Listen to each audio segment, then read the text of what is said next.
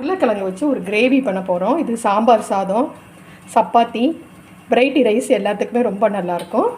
இதில் ஒரு 2 spoon oil போட்டுக்கோங்க.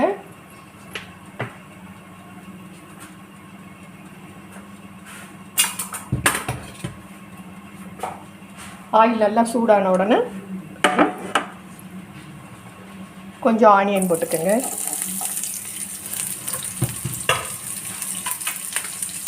இது நல்லா வதங்கட்டும்.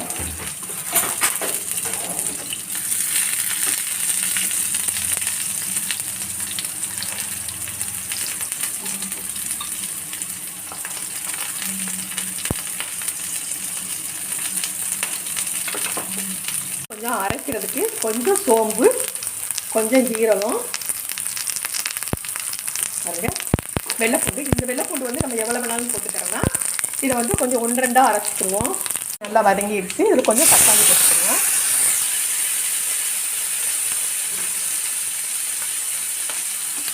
வெங்காயம் கொஞ்சம் பொன்னிறமாக வறுத்தா போதும். தக்காளி இதில் நல்லா அந்த எண்ணெயிலே கொஞ்சம் வதங்கிடட்டும். வதங்குறதுக்கு எல்லாத்துக்கும் சேர்த்து கொஞ்சம் உப்பு போட்டுருவோம். எப்போயுமே கல் உப்பு யூஸ் பண்ணுங்கள்.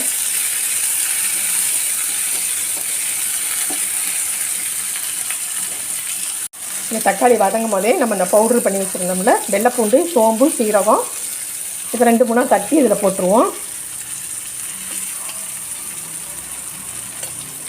இதில் வந்து இந்த உருளைக்கிழங்குக்கு தேவையான அளவுக்கு மிளகாய்த்தூள், கொஞ்சம் காரமாக இருக்கட்டும், அப்போ தான் ரொம்ப நல்லாயிருக்கும்.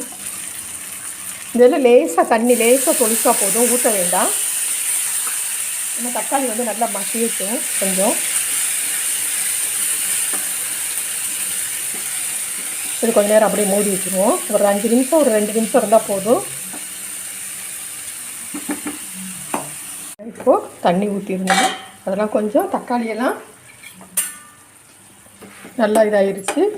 வெள்ளைப்பூண்டு அந்த வாசனையெல்லாம் போன உடனே தக்காளி எல்லாமே நல்லா மசிஞ்சிருச்சு பாருங்கள்.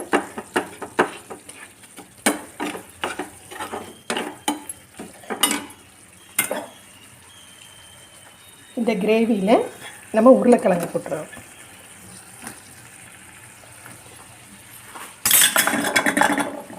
இந்த உருளைக்கிழங்கு வந்து ரொம்ப நல்லாயிருக்கும்.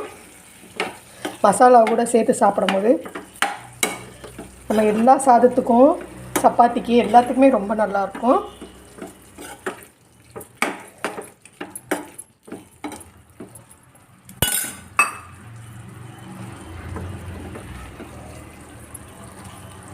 அவ்வளோதான். உப்பு வந்து நம்ம கரெக்டாக பார்த்து போட்டுக்கிற வேண்டியது. கொஞ்சம் இதுக்கு வந்து கொஞ்சம் காரம் அதிகமாக இருக்கணும், அப்போ தான் ரொம்ப நல்லாயிருக்கும்.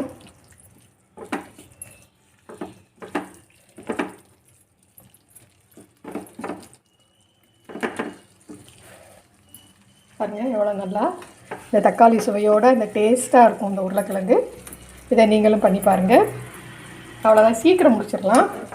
இது லேசாக சூடு வந்த உடனே நல்லா ஆவி பறக்க மாதிரி வர மாதிரி நம்ம கொஞ்சம் நேரம் மூடி வச்சுட்டு நம்ம ஆஃப் பண்ணிடுவோம். உருளைக்கிழங்கு கிரேவி எவ்வளோ நல்லா அழகாக பண்ணியாச்சு பாருங்கள். அவ்வளோதான், உருளைக்கிழங்கு கிரேவி நல்லா பண்ணியாச்சு. இதே மாதிரி நீங்களும் பண்ணி பாருங்கள். சப்ஸ்கிரைப் பண்ணுங்கள், பண்ணாதவங்க சப்ஸ்கிரைப் பண்ணுங்கள், கமெண்ட் கொடுங்க. தேங்க்யூ, பாய்.